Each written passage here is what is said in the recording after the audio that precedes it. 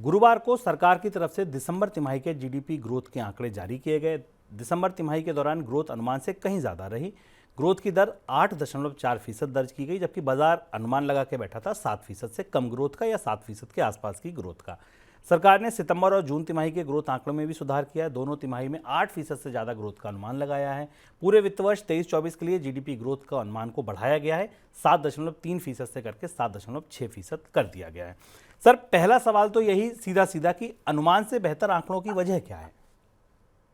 GDP के आंकड़े बड़े दिलचस्प थे और कल हम डब्ल्यूटीओ में यहाँ चर्चाओं के बीच में डब्ल्यूटीओ और की ट्रेड वार्ताओं के बीच में समझने की कोशिश कर रहे थे कि जीडीपी के आंकड़ों में आखिर क्या हुआ, और ये लोगों के लिए समझना जरूरी है कि आंकड़े कैसे एक ही आंकड़ा दो अलग अलग तरीके की तस्वीरें दिखा सकता है, और यही सांख्यिकी का या मैक्रो इकोनॉमी के आंकड़ों की गणना की व्यवस्था है।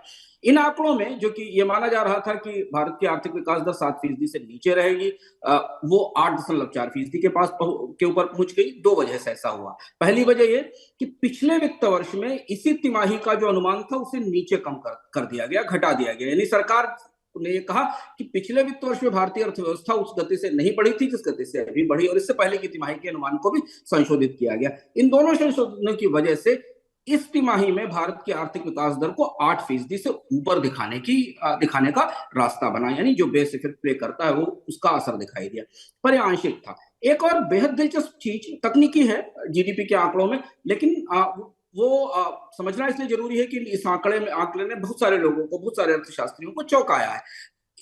इन आंकड़ों में ये दिखाई दिया कि कंपनियों ने जो इनपुट कॉस्ट बचाई थी उसे ग्राहकों को पास ऑन नहीं किया और अपने प्रॉफिट्स बढ़ाए और उन प्रॉफिट्स से ज्यादा टैक्स दिया।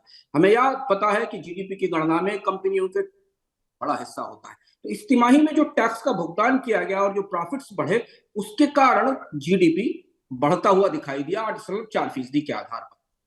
इसलिए अगर आप जीडीपी के आंकड़े को खोलकर देखें शुभम, तो जो ग्रॉस वैल्यू एडिशन का आंकड़ा है और जीडीपी का आंकड़ा है उसमें बड़ा अंतर दिखता है, बल्कि जीवीए में कमी आती दिखाई दे रही है पर जीडीपी बढ़ता दिखाई दे रहा है। इसे आप मोटे तौर पर समझ सकते हैं कि कंपनियां अगर चाहती तो कीमतें घटा सकती थी, और अगर कीमतें घटाती तो शायद इनपुट कॉस्ट को लोगों को पास ऑन करती तो उनके मुनाफे कम होते और उसके बाद सरकार को टैक्स कम मिलता। तो सरकार को जो ज्यादा टैक्स मिला उस वजह से जीडीपी हमें बढ़ता हुआ दिखाई दिया है। नहीं तो जीडीपी के बाकी सारे क्षेत्रों में अगर देखा जाए तो वहां पिछले साल की तुलना में दबाव, या पिछली तिमाही की तुलना में दबाव दिखाई देता है, जो हम आगे अलग अलग सेक्टर्स पर चर्चा करेंगे।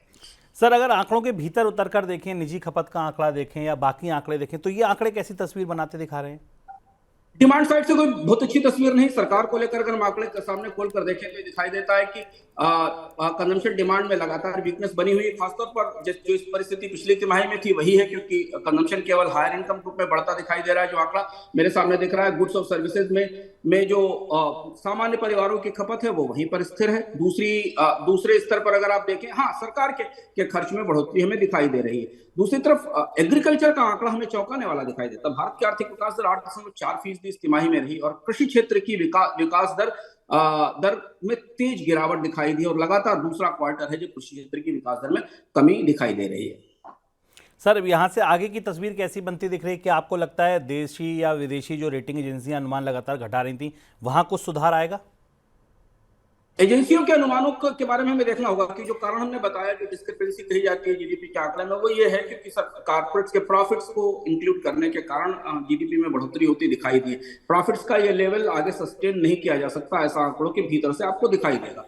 लेकिन सरकार ने इसके साथ इस साल के आकलन में भी बदलाव किया है, पूरे साल के जीडीपी के आकलन में बदलाव किया है। तो देखना होगा कि इन आंकड़ों को, ये जो तात्कालिक तौर पर इस तिमाही के आंकड़े आए हैं, ये इन्हें किस तरह से, किस रोशनी में देखा जाता है। क्योंकि अगर आप अर्थव्यवस्था के बाकी हिस्सों में देखें तो काफी सारा असर हमें दिखाई दे रहा है स्लो डाउन का। जैसे एग्रीकल्चर में 0.8% का कॉन्ट्रैक्शन दिखाई दे रहा है। अगर आप सेक्टर के वाइज देखें तो माइनिंग को छोड़कर अगर बाकी सारे देख लें, सर्विसेज सेक्टर भी देख लें, तो उनमें तिमाही आधार पर आर्थिक विकास दर में गिरावट दिखाई दे रही है। तो ऐसी स्थिति में अगली तिमाही में आर्थिक विकास दर को बढ़ाने के लिए कुछ इसी तरीके की गुणागणित की जरूरत होती दिखाई देगी, जो हमें इस तिमाही में दिखाई दी है। लेकिन यह आंकड़ा चौंकाने वाला है, और अब अंतरराष्ट्रीय एजेंसियां इसे किस तरह से लेंगी, या तमाम जो एजेंसियां जो इन आंकड़ों के आधार पर प्रोजेक्शन देती हैं, उन्हें करीब से देखना होगा।